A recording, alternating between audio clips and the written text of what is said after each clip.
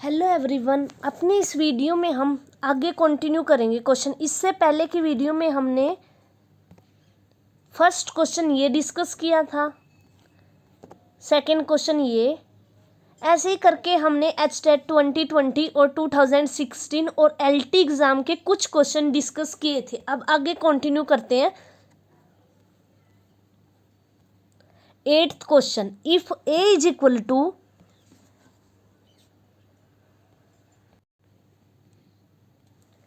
If A is equal to 1 minus 3 2k, ये 2 cross 2 की matrix given है, and A square minus 4a plus 10a is equal to a, then k is equal to, हमें बताना है कि k किसके equal होगा, k 1 और 4 या फिर 4 एंड नॉट 1 माइनस 4 या फिर 0। ये DSSB TGT 2014 में आया हुआ क्वेश्चन है। अब गिवन है a is equal to 1 minus 3 2k, ये 2 क्रॉस 2 की मैट्रिक्स है, and A square minus 4a plus 10i is equal, I होती है आइडेंटिटी मैट्रिक्स जिसके डायगोनल एलिमेंट्स 1 होते हैं और बाकी दो सारे elements 0, is equal to a। अब ए स्केयर फाइंड आउट करना है। हमने ये सीखा था कि अगर हमारे पास ए स्केयर फाइंड आउट करना होता है तो a इंटू ए, कि जैसे अगर बेस सेम होता है तो पावर्स ऐड हो जाती हैं, ऐसे ही सेम केस मैट्रिक्स में होता है कि अगर बेस सेम है, अगर ए ही मैट्रिक्स है तो उसकी पावर ऐड हो जाती है। तो ए स्केयर निकालने के लिए हम लिखेंगे a into a square is equal to, अब ये मैट्रिक्स लिखी 2 क्रॉस 2 की, उसके बाद ये 2 क्रॉस 2 की मैट्रिक्स लिखी।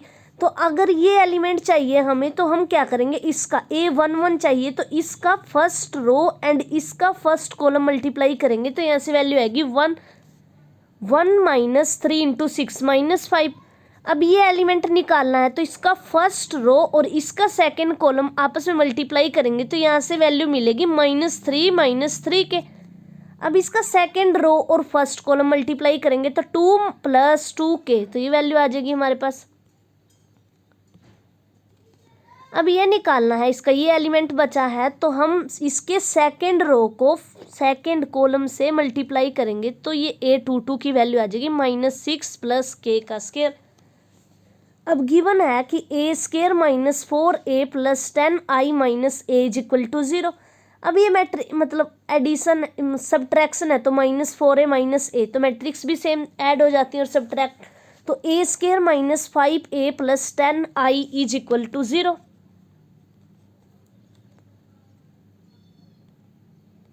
तो हमने जो ऊपर वैल्यू निकाली थी ए स्केयर की, ये -5 -3 -3k 2 + 2k -6 + k स्केयर यहाँ पे पुट कर दी -5। अब 5 है मैट्रिक्स के हर एक एलिमेंट के साथ मल्टीप्लाई होगा इंटू ए की वैल्यू है 1 -3 2k प्लस 10। अब आइडेंटिटी क्या है मेरे पास, identity is equal to 1 0 0 1, diagonal elements 1 होते हैं, ये 2 क्रॉस 2 की आइडेंटिटी मैट्रिक्स है, diagonal element 1 and off diagonal element 0 is equal to 0। तो यहाँ पे 0, ये नॉर्मल 0 नहीं है, 0 मैट्रिक्स दे रखी है हमें, 0 मैट्रिक्स होती है जिसकी हर एक एंट्री 0 होती है। तो यहाँ से अब इनको सोल्व करेंगे तो ये आएगा -5, आपस में ऐड हो जाते हैं एलिमेंट, तो -5 प्लस 10, तो यहाँ से उठाया फर्स्ट एलिमेंट फर्स्ट के साथ ऐड होगा, तो -5 प्लस 10। अब ये A12 ऐड होगा इसमें -3 के -15। अब ये 5 था तो 5 × 3 तो 15, ये ऐड माइनस का प्लस हो गया। अब ऐसे ही 2 + 2k -10, ये आ गई वैल्यू। अब ये -6 + k का square -5k plus 10 is equal to 0 0 0। तो -3k + 12 इज इक्वल टू 0 रखेंगे हम। जब इसको सोल्व करेंगे तो हम रखेंगे -3 + 12 इज इक्वल टू 0, तो k की वैल्यू इज इक्वल टू 0। यहाँ से आएगा 2k - 8 इज इक्वल टू 0। अगर दो मैट्रिसेस इक्वल होती हैं तो सबसे पहले तो उनका ऑर्डर भी इक्वल होता है, उसके बाद जो करस्पॉन्डिंग एलिमेंट्स होते हैं मैट्रिक्स के, A11 is equal to 0, A22 is equal to 0। अगर ये दो मैट्रिक्स इक्वल दी हुई हैं तो इनका करस्पॉन्डिंग हर एक एलिमेंट इक्वल होगा। तो अब यहाँ से देख लेते हैं, k square -5k + 4 is equal to 0, तो k square -4k - k + 4 is equal to 0। तो इसको सोल्व करेंगे, अब फैक्टराइजेशन करेंगे तो यहाँ से आएगा हमारे पास k is equal to 1 and k is equal to 4। तो k की वैल्यू यहाँ से 1 आई एंड 4 आई। तो अब देख लेते हैं कि k की वैल्यू एक तो 1 आई है, एक 4 आई है, और यहाँ से सिर्फ k की वैल्यू 2 आई थी।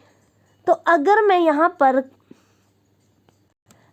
यहाँ पर k की वैल्यू 1 पुट करती हूँ तो क्या मेरा ये 0 के इक्वल होगा? नहीं होगा। तो इसलिए हम 1 को छोड़ देते हैं। अगर यहाँ मैं k की वैल्यू 1 पुट करूँगी तो -6 आएगा, तो -6 is equal to 0 which is an absurd result. तो यहाँ से हम इस चीज़ को छोड़ देते हैं, तो कॉमन वैल्यू उठाएंगे। कॉमन वैल्यू क्या है हमारे पास? k। तो k is equal to 4 not equal to 1। तो अब देख लेते हैं किस ऑप्शन में दिया हुआ था। फर्स्ट ऑप्शन था k इज इक्वल टू 1 और 4, कि या तो 1 होगा या 4 होगा। सेकंड था k is equal to 4 and not 1, तो ये आया था हमारा तो कि k की वैल्यू 4 होगी बट नॉट 1, या फिर k की वैल्यू -4। ये भी गलत हो गया, ये भी गलत हो गया एंड ये भी गलत हो गया। तो सेकंड ऑप्शन हमारा क्या हो गया? करेक्ट। इसके बाद है नेक्स्ट क्वेश्चन, इफ, जो कि DSSB TGT 2014 में पूछा गया था। इफ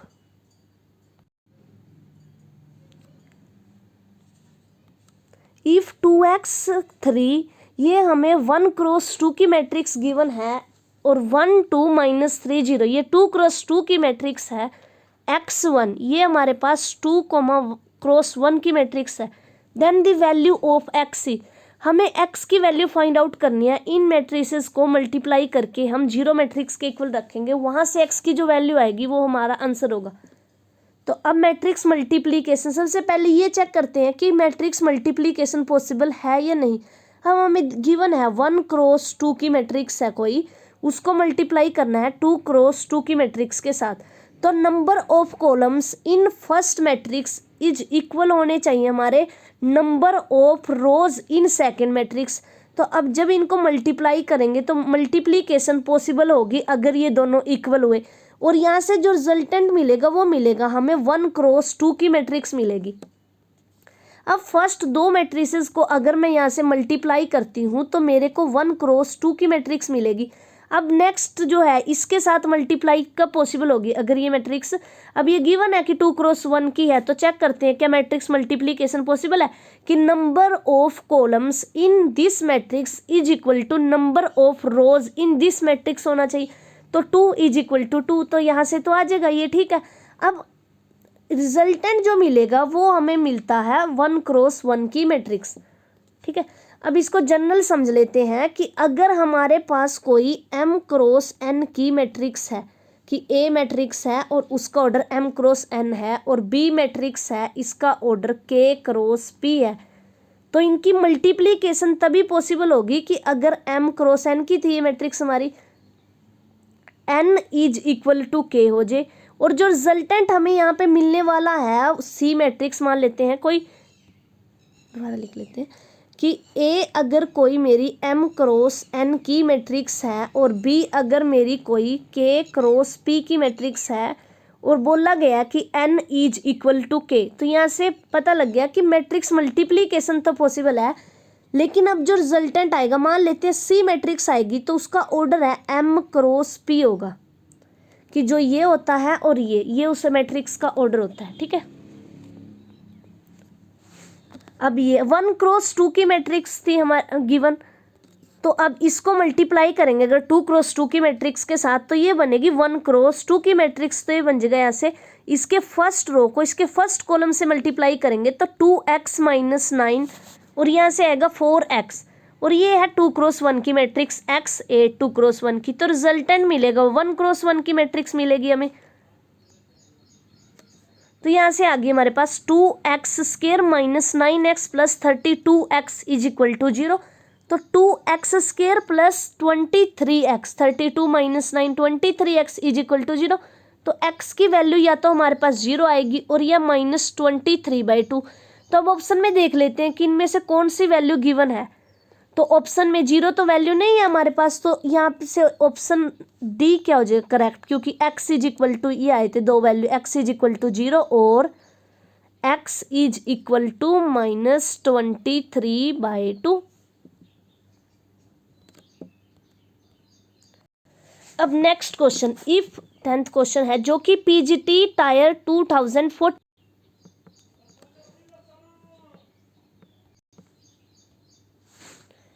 क्वेश्चन है, if A and B are square matrix. Square matrix वो मैट्रिक्स होती है जिसमें number of rows number of columns के इक्वल होते हैं। अगर ए मेरी m क्रॉस n की मैट्रिक्स है तो इस मैट्रिक्स को मैं स्केयर मैट्रिक्स तब बोलूँगी जब मेरे नंबर ऑफ रोज यहाँ पर m है और नंबर ऑफ कॉलम्स n है। अगर वो इक्वल हो जाते हैं तो ये मैट्रिक्स मेरी स्केयर मैट्रिक्स बन जाती है of the same order then a plus B into A minus B is. उन्होंने पूछा है कि a plus B into A minus B की वैल्यू क्या होगी। अब नंबर के केस में तो हम क्या करते थे, अगर हमें कोई ऐसे बोल दे कि a and b are real number and a minus B into A plus B, तो हम तभी बोल देते थे कि इसकी वैल्यू होगी a square minus B square. उसका रीजन ये रहता था हमारे पास कि a और b बिलोंग्स टू r और दो रियल नंबर आपस में कोम्यूट करते हैं। कोम्यूट करने का मतलब है a B is equal to B of a. तो यहाँ से ये कोम्यूट कर गया आपस में। अगर ये कोम्यूट करते हैं तो हम ये चीज़ पॉसिबल है हमारे पास कि हम ये बोल सकें कि a minus B into A plus B is equal to a square minus B square. लेकिन यहाँ पर हमें ए और बी स्केयर मैट्रिक्स गिवन है। इन जनरल मैट्रिक्स कोम्यूट नहीं करती आपस में, यानी कि A B is not equal to B of a.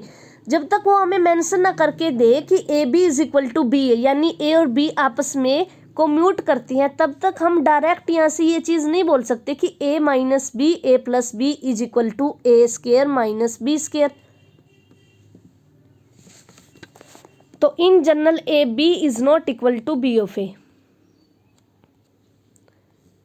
तो a plus B into A minus b, अब इसको मल्टीप्लाई करेंगे तो पहला एलिमेंट इस पहली मैट्रिक्स से मल्टीप्लाई होगी तो a इंटू ए। अब यही a मैट्रिक्स इस b से मल्टीप्लाई होगी तो यहाँ से आएगा माइनस b।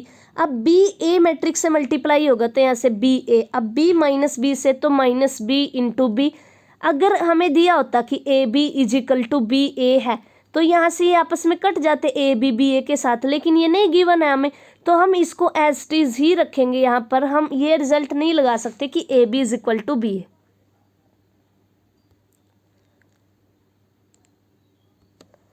तो यहाँ से हमारे पास आया a square minus a b plus b a minus B square. तो अगर इसको मैं इसके साथ लिख दूँ तो ए square minus B square minus a b plus b a, यही हमें ऑप्शन में पूछा गया था कि a plus b a minus b किसके इक्वल होगा। तो थर्ड ऑप्शन यही है कि ए square minus B square plus b a minus a b के इक्वल होगा। ठीक है, तो यहाँ से सी ऑप्शन करेक्ट हो गया। नेक्स्ट क्वेश्चन है, इफ जो कि पीजीटी 2014 में पूछा गया था, if a matrix A is equal to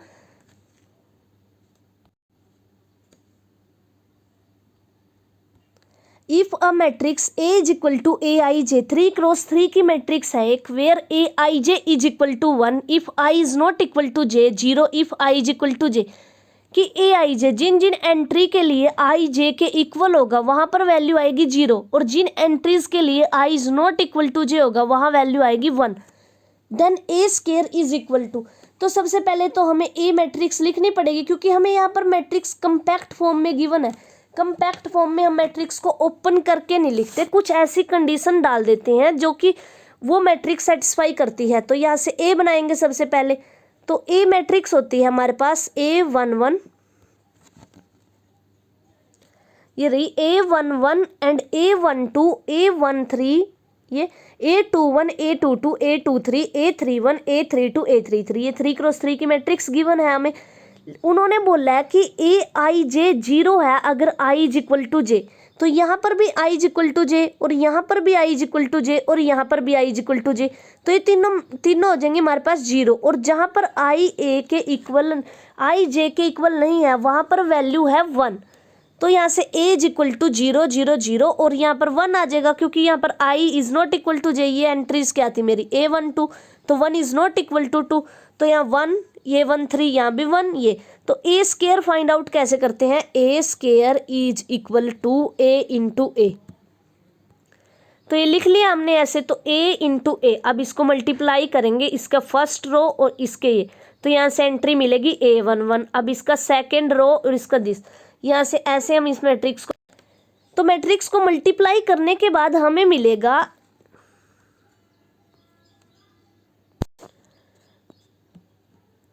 जो मैट्रिक्स मिलेगी हमें उसका फर्स्ट कॉलम होगा 2 1 1 एंड 1 2 1 1 1 2।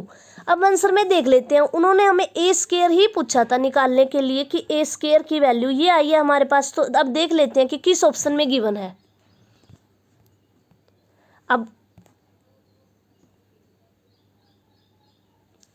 फर्स्ट ऑप्शन है A square is equal to 1, यहाँ पर A square is equal to identity, लेकिन हमारा तो ए स्केयर आइडेंटिटी के इक्वल नहीं आया। सेकेंड ऑप्शन है A square is equal to A, जो वैल्यू निकाल ली है वो तो मैट्रिक्स कुछ इस टाइप से बनी थी 2 इंटू समथिंग, लेकिन ए मैट्रिक्स क्या आती है हमारे पास 0 0 0, बाकी सारी जगह 1, वो भी नहीं आया। आगे zero matrix A square is equal to zero matrix भी नहीं आई, तो आंसर क्या हो गया नन ऑफ दिस, कि इनमें से कोई नहीं है। अब नेक्स्ट क्वेश्चन है हमारा, if A B and C are angles of a triangle, given है कि ए B and C are angles of a triangle, then the determinant is equal to.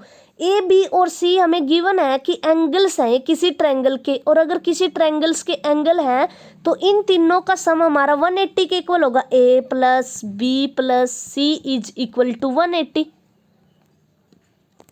तो इस वैल्यू का हम आगे यूज करेंगे, इसलिए यहाँ लिख लेते हैं कि अगर ए बी सी तीनों एंगल्स हैं किसी ट्रायंगल के तो इनका सम है जो 180 के इक्वल होगा। तो यहाँ से आएगा C is equal to 180 minus A plus B, और b is equal to 180 minus A plus C. अब इस मैट्रिक्स का हमें डिटर्मिनेंट फाइंड आउट करना है, तो इसको एक्सपेंड कर देंगे with respect to first row. जब हम इसको एक्सपेंड करेंगे फर्स्ट रो के विद रिस्पेक्ट, तो ये एंट्री थी हमारे पास -1, तो यहां से आएगा -1, तो -1 इंटू 1 माइनस कोस स्क्वायर, क्योंकि ये जो एंट्री है ये निकालना चाह रहे हैं, तो इसका डिटर्मिनेंट तो आएगा 1 माइनस कोस स्क्वायर ए इंटू माइनस, अब ये A12 लिखेंगे, minus cos C minus cos A cos B. अब इस रो को छोड़ के और इस कॉलम को छोड़ के जो मैट्रिक्स बचेगी उसका डिटर्मिनेंट, और डिटर्मिनेंट 2 क्रॉस 2 मैट्रिक्स का ये होता है कि product of diagonal elements minus product of diagonal elements. तो यहाँ से ये आ जाएगा minus cos A cos B plus cos C. अब ये थर्ड रो के विद रिस्पेक्ट एक्सपेंड करेंगे हम, तो हमारे पास ये इस रो को छोड़ेंगे और इस कॉलम को, तो जो मैट्रिक्स आएगी इसका डिटर्मिनेंट लिख देंगे। अब इसको सोल्व कर लेते हैं, ये बनेगा 1 minus cos square sine square X plus cos square X is equal to 1 होता है। तो साइन स्क्वायर एक्स की वैल्यू क्या होगी 1 माइनस कोस स्क्वायर एक्स। ये हम थोड़ा ट्रिग्नोमेट्री के चैप्टर में और अच्छे से पढ़ेंगे कि sine square plus cos square is equal to 1 कैसे आया। अब यहाँ से आ जाएगा minus sine square X minus cos C. अब यहाँ से माइनस कॉमन ले लिया तो कोस सी इंटू कोस सी। अब ए प्लस, अगर हमारे पास A plus B plus C is equal to 180 है तो सी की वैल्यू क्या आएगी 180 minus A plus B plus cos A cos C plus cos B. तो यहाँ से कोस ए कोस सी प्लस, अब b की भी वैल्यू निकाल सकते हैं हम यहाँ से, b is equal to 180 minus A plus C. तो जो वो लाइन गिवन थी ना कि ए बी और C are angles of a triangles, तो उसका जो सम होता है ना वो 180 के इक्वल लिख के वो वहाँ से वैल्यू निकाल रहे हैं कि c की वैल्यू क्या आएगी और b की क्या आएगी। तो minus sine square into plus cos C into minus cos A plus B. अब ये रिजल्ट होता है कि cos pi minus 180 is equal to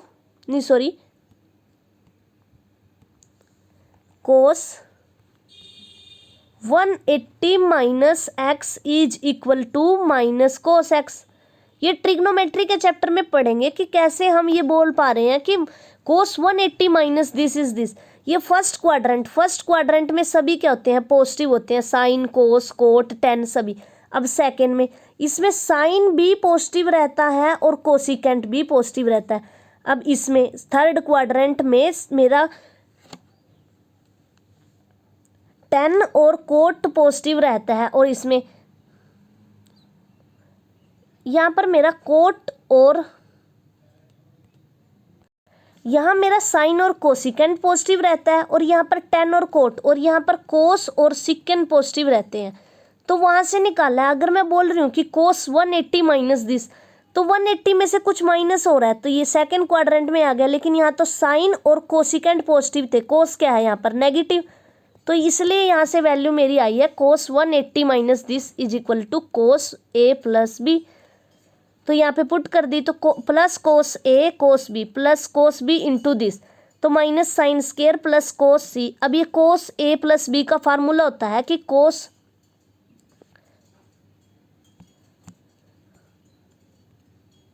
ये रहा formula, cos A plus B is equal to cos A cos B minus sine A sine B, ये ऊपर use करेंगे। उसके बाद साइन ए प्लस बी का भी यूज करेंगे, sign A cos B plus cos A sine B. इन सबको हम डिराइव करना सीखेंगे जब हम ट्रिग्नोमेट्री का चैप्टर पढ़ेंगे। और एक ये रिजल्ट यूज किया इसमें कि sine 180 minus A is equal to sine A और cos 180 minus A is equal to minus cos ए।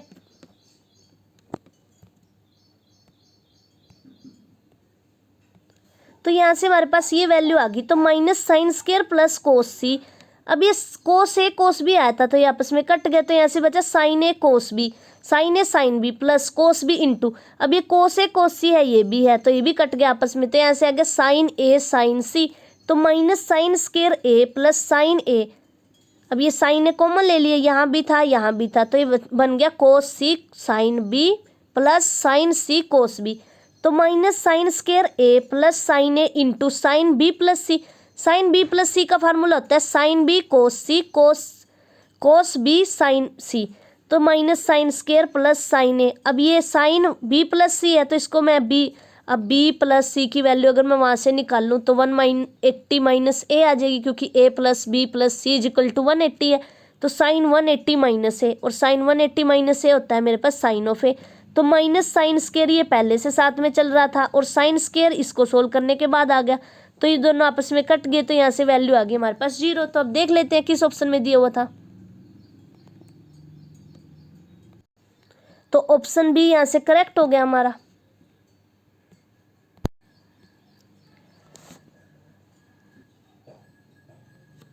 अब नेक्स्ट क्वेश्चन है, if A is a square matrix such that A square is equal to identity then A minus I का cube plus A plus I का cube minus 7a is. ये PGT tier 2014 में पूछा गया question है। A हमें square matrix given है and A square is equal to I, तो हमें ए माइनस आई का cube plus A plus I का क्यूब फाइंड आउट करना है। तो अगर ये ए और बी अगर दो रियल नंबर होते हैं तो ये आपस में कम्यूट करते हैं, तो हम डायरेक्ट ओपन कर लेते हैं, ए प्लस बी का cube is equal to A cube plus B cube plus 3ab into A plus B. अब मैट्रिक्स देखते हैं, लेकिन मैट्रिक्स के केस में A B is not equal to B of A, matrices आपस में commute नहीं करती एक दूसरे के साथ। लेकिन जो यहाँ पर ये पर्टिकुलर केस हो गया कि यहाँ पर हमें गिवन ही आइडेंटिटी और ए मैट्रिक्स है, और आइडेंटिटी मैट्रिक्स ऐसी मैट्रिक्स होती है जो हर एक मैट्रिक्स के साथ कम्यूट करती है। तो यहाँ पर हम यही फार्मूला यूज़ कर सकते हैं कि ए माइनस आई का क्यूब, तो ए माइनस आई के क्यूब का यहाँ फार्मूला यूज़ कर लेंगे हम।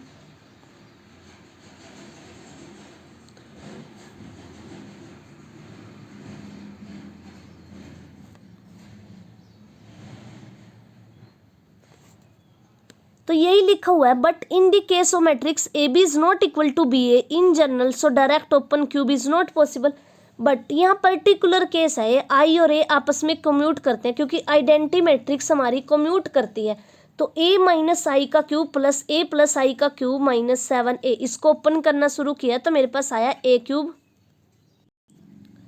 ए माइनस आई का क्यूब, ये ओपन किया तो आया मेरे पास ए क्यूब माइनस आई क्यूब माइनस 3ai इंटू ए माइनस आई। अब ए प्लस आई का क्यूब को भी ऐसे ही ओपन कर सकते हैं, तो ए क्यूब प्लस आई क्यूब प्लस 3ai इंटू ए प्लस आई माइनस 7a।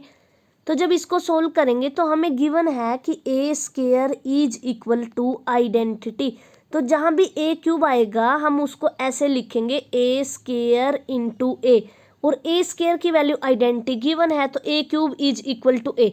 जहाँ भी मैट्रिक यहाँ इस केस में हमें ये दिखेगा ए क्यूब, उसकी जगह हम ए पुट कर देंगे। तो यहाँ से आ गया ए माइनस आई माइनस 3a इंटू ए माइनस आई प्लस ए। अब ये यहाँ जहाँ भी ये ए क्यूब था ए पुट कर रहे हैं, और 3a square plus 3a minus, अब ए स्क्वायर की जगह भी हम आइडेंटिटी पुट करेंगे तो a minus I minus 3a square plus 3 of a plus 4a plus I plus 3a square minus 7a। तो ये आपस में कट गए यहाँ से आइडेंटिटी से आइडेंटिटी, तो ये 3a माइनस 7a, तो a plus 7a minus 7a, ये 4a एक ये था एक ये था, तो इस टोटल 7a हो गया, 7a से कैंसिल, तो यहाँ से आ गया, इसकी वैल्यू हमारे पास a आई है। तो अब इसको सोल्व करने के बाद हमें a मिला है। अब देख लेते हैं किस ऑप्शन में दिया हुआ था। तो ये फर्स्ट ऑप्शन यहाँ से करेक्ट हो जाएगा। अब 14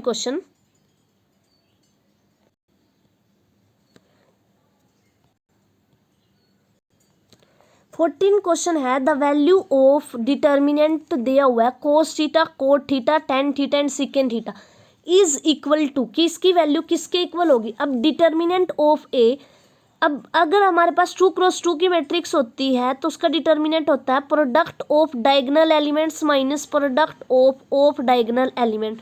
तो यहाँ से कोस theta into secant theta minus tan theta into cot theta, तो सिकेंड थीटा, अब ये ट्रिग्नोमेट्री के चैप्टर में थोड़ा और अच्छे से क्लियर होगा कि सिकेंड थीटा की वैल्यू होती है हमारे पास 1/cos थीटा।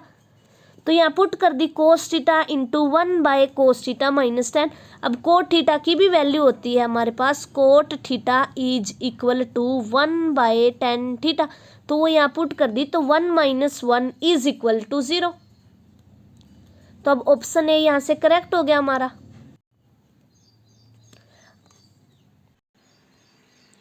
अब 15 क्वेश्चन है, if the matrix A is such that, A हमें कोई मैट्रिक्स गिवन है 3x1 की और 1x3 की जो मैट्रिक्स है उसके साथ मल्टीप्लाई करने के बाद जो हमें मिलेगा उसकी वैल्यू होगी A, then the determinant of A is equal to, अब ये मैट्रिक्स है 3x1 की है और ये 1x3 की है। तो अब देख लेते हैं, इसमें number of columns is equal to the number of rows, तो मैट्रिक्स मल्टीप्लीकेशन पॉसिबल है। अब इसके बाद देखते हैं कि जो रिजल्टेंट मैट्रिक्स मिलेगी उसका ऑर्डर क्या होगा, उसका ऑर्डर होगा 3x3। तो जो रिजल्टेंट मैट्रिक्स आएगी उसके डिटर्मिनेंट के बारे में पूछा गया यहाँ पर। अब ए मैट्रिक्स लिखी 2 - 4 7, ये 3x1 की मैट्रिक्स है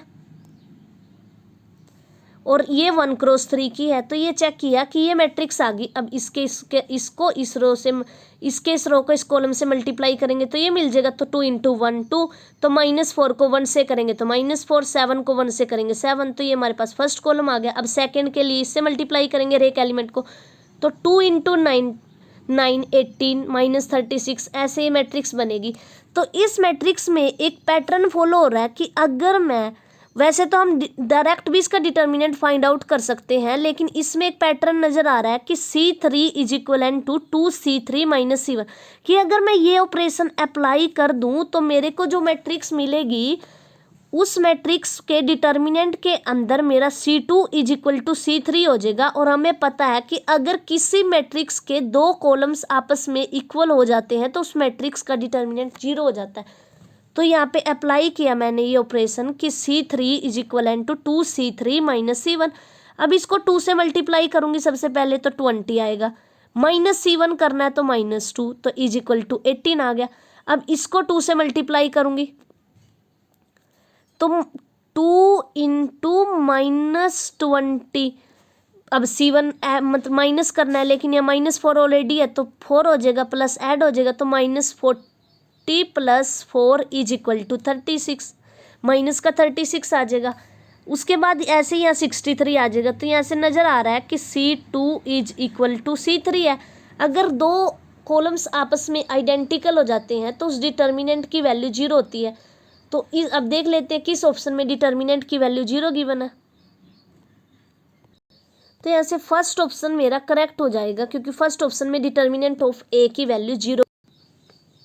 इससे हम नेक्स्ट वीडियो में पढ़ेंगे उस कुछ एस्टेट सी टैट और यूपी टैट के क्वेश्चन करेंगे। Thank you for watching. Please subscribe, like and share my channel. Thank you for watching.